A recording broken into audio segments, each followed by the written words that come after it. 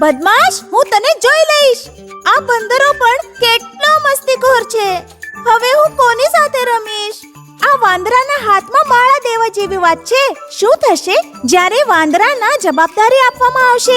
તમને ખબર છે, હીરાનગરમાં કંઈક આવું જ થયું અને પછી એવી ઘટનાઓ થઈ જે કોઈ બુદ્ધુ પણ સહન ન કરી શકે. ચાલો જોઈએ કે ત્યાં શું થયું. આ ભાગની છેલ્લી વાર્તા જોઈએ હવે. વીરુ અને કુંજુ. ભલે વીરુને હીરાનગરના રાજા તરીકે પસંદ કરવામાં આવ્યો હતો, પણ વીરુ મનથી હજી પણ એ જ ઉછળતો કૂદતો નાનો છોકરો જ હતો. એને હંમેશા એના પિતા અને ભાઈ બહેનની યાદ આવતી રહેતી હતી. વીરુ, ઉઠ મારા દીકરા, મોડું થઈ ગયું છે.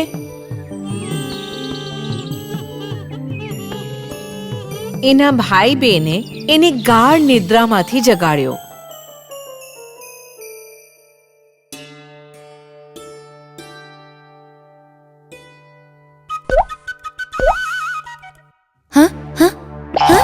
કોણ છે ત્યાં? કોણ છે ત્યાં?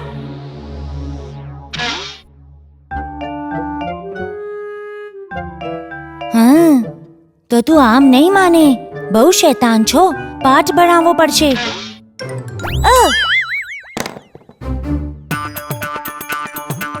ના, આ લે.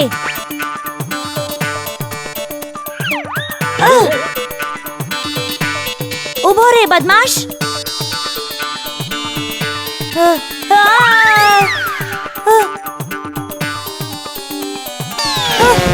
મમ્મી.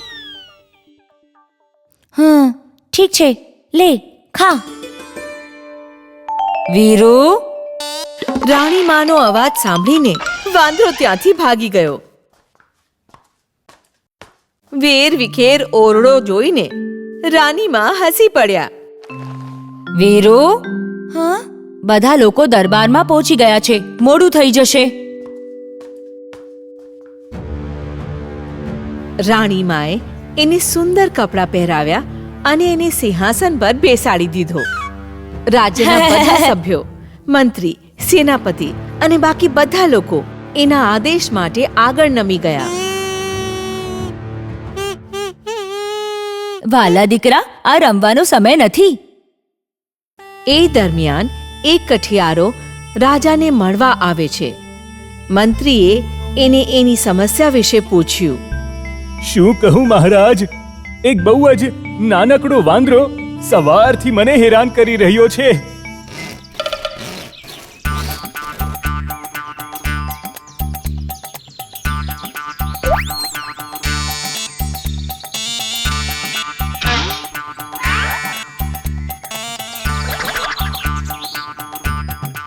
એણે એ નાના વાંદરા વિશે કહ્યું જે બધાને હેરાન કરતો હતો અને કેવી રીતે એણે ડાળીમાંથી લાકડીનો ખૂંટો ખેંચ્યો જેથી એની પૂંછડી ચકદાઈ ગઈ. એ જ સમયે એક બીજો કઠિયારો એ રડી રહેલા વાંદરાને દરબારમાં લઈ આવ્યો. વારંવાર માર ખાધા પછી પણ આ અમને એકલો નથી મૂકતો. આના રડવાના કારણે અમે કામ નથી કરી શકતા. મહારાજ, આ સમસ્યાનો કોઈને કોઈ ઉકેલ કાઢી આપો. જ્યારે વીરુએ વાંદરાને જોયો તો એને એકદમ ઓળખી લીધો. એને વાંદરા માટે ખરાબ લાગતું હતું.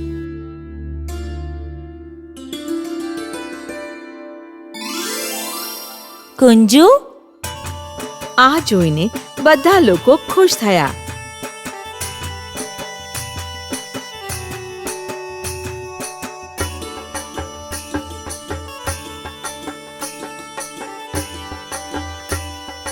વીરુએ એનું બહુ સારી રીતે ધ્યાન રાખ્યું અને બહુ જલ્દી એ ઠીક થઈ ગયો.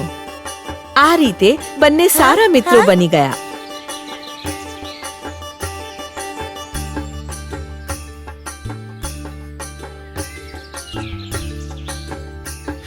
એ બંને રમતા, ખાતા અને સાથે જ સૂઈ જતા.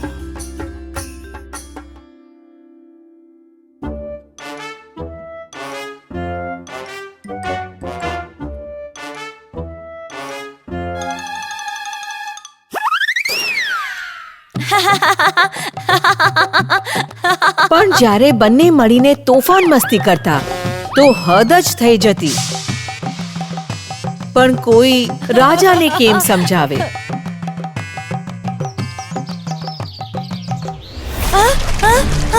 બચાવો, બચાવો!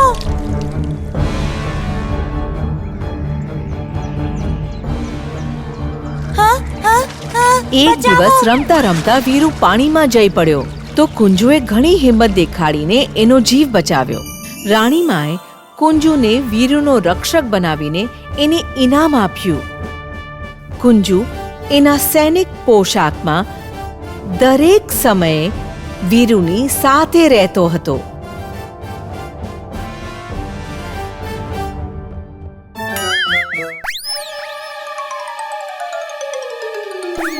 દરરોજ કુંજુનું ઘમંડ અને એના તોફાન વધતા જતા હતા, પણ વીરુ સિવાય એ કોઈનું નહોતો સાંભળતો.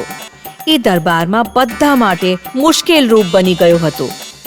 એક દિવસ વીરુ રમીને થાકી ગયો અને એને ગાઢ નીંદર આવવા લાગી. કુંજુ, રમ્યા પછી મને હવે નીંદર આવે છે. તું કોઈને પણ મને જગાડવા નહીં દેતો. કુંજુએ એનું માથું હામાં હલાવ્યું. એ પૂરા ધ્યાનથી વીરુની રક્ષા કરવા લાગ્યો.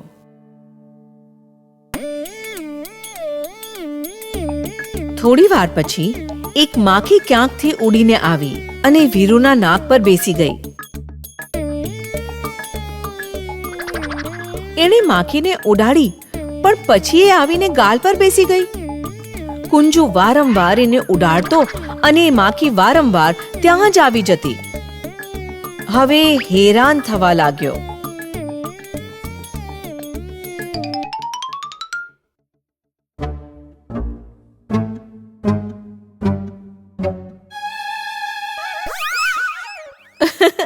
જ્યારે પાછી આવીને ત્યાં જ બેસી ગઈ તો કુંજુને બહુ જ ગુસ્સો આવી ગયો અને એણે માખીને મારવા માટે લાકડી ઉપાડી લીધી. કુંજુ ઊભો રહે! કુંજુ, આ તે શું કર્યું? રાણીમાને સમજાઈ ગયું કે એક વાંદરાને રાજાનો રક્ષક બનાવવો મૂર્ખામી હતી. કુંજુને હવે ત્યાં રહેવામાં ખતરો લાગવા માંડ્યો. એણે એનો સૈનિક પોશાક ઉતારી નાખ્યો અને ખીરાનગરમાંથી ભાગી ગયો.